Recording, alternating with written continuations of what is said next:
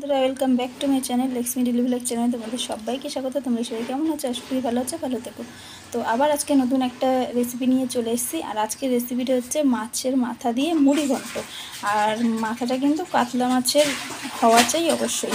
তো চলো মুড়ি ঘন্টটা আমি কীভাবে বানাচ্ছি সেটাই তোমাদের সাথে শেয়ার করবো।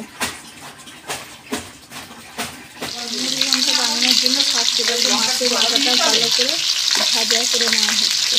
হ্যাঁ, লঙ্কা কি ডলা দিতে হবে নাকি গোটা দিয়ে দেবো? ছেড়ে দিলেই হয়ে যাবে। তাহলে বাটলাম না।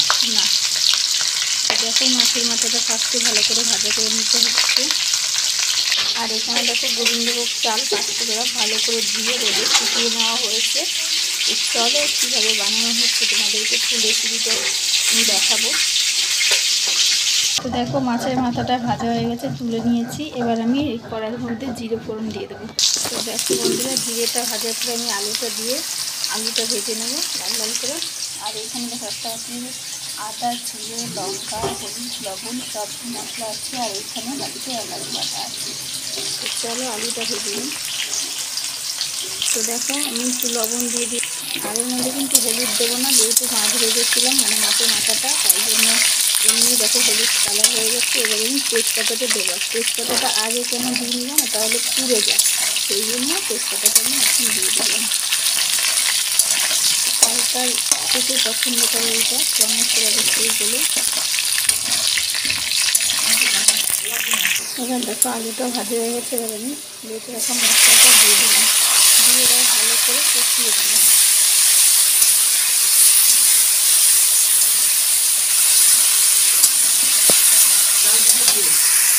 এবার দেখো মশলাটা দেওয়ার পরে আমি মাছের মাথাটা দিয়ে নিলাম। এবার মাছের মাথাটা দিয়ে ভালো করে কষিয়ে নেবো। আর মাছের মাথাগুলো কিন্তু আমি একটু খুন্তি দিয়ে ভেঙে দেবো।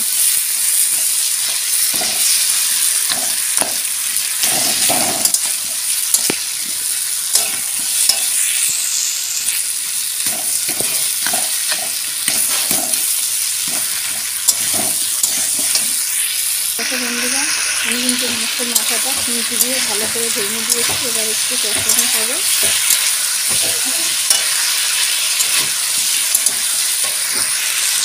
তো এবার দেখো চালটা দিয়েছে। এবার চালটা দিয়ে ভালো করে আমি নেড়ে নেবো, তারপর জল দিয়ে দেবো।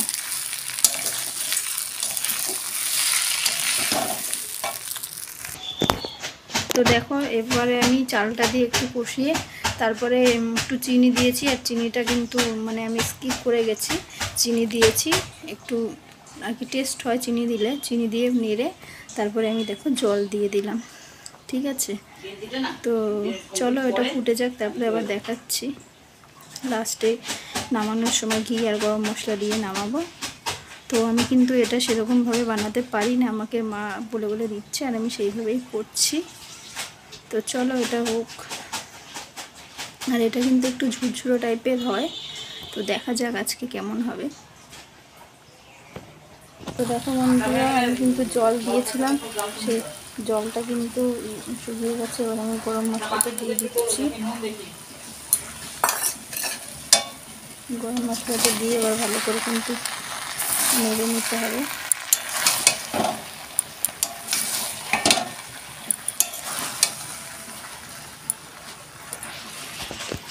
তো দেখো বন্ধুরা, এবার কিন্তু আমি ওপর থেকে ঘি দিয়ে দেবো। আর এটা কিন্তু দেখতে কিন্তু খুব সুন্দর হয়েছে।